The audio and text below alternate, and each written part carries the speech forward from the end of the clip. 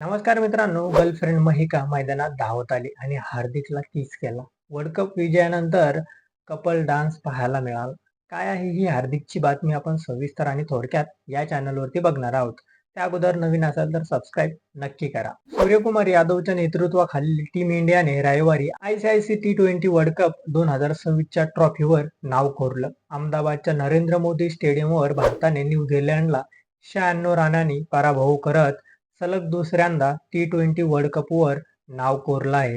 Team इंडियाने 20 ओव्हरमध्ये 255 run केले होते. यावेळी न्यूझीलंडची टीम 159 रनावर आटपली. या विजयानंतर टीम इंडियाने मैदानातच सेलिब्रेशनला सुरुवात केल्याचं पाहायला मिळत होतं. आंतरराष्ट्रीय क्रिकेट स्पर्धेचे अध्यक्ष जय शहा यांनी ICC T20 world cup 2026 trophy team इंडियाला दिली.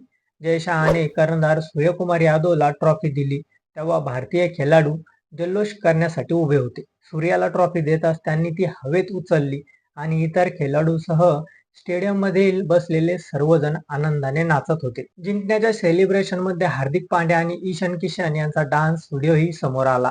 विजयानंतर हार्दिक पांड्याने त्यांची गर्लफ्रेंड महिका सोबत डान्स करत सर्वांचं लक्ष वेधून घेतलं होतं. यावेळी ईशान किशन तिरंगा परिधान करून हार्दिक सोबत नाचताना दिसतो. त्यांच्या शेजारी उभी असलेली महिका शर्मा देखील खूप आनंदाने त्याला डान्समध्ये साथ देताना दिसते. इतकंच नाही तर हार्दिक पांड्याच्या गर्लफ्रेंडने मैदानावर येऊन त्याला किस देखील केला होता. दरम्यान न्यूझीलंडची शेवटचे विकेट पडताच भारतीय खेळाडू आणि सपोर्ट डगआउट मधून मैदानावर धावत मैदानावर आले. यावेळी सर्वांनी एकमेकांना मिठी मारून विजयाचा आनंद साजरा केला.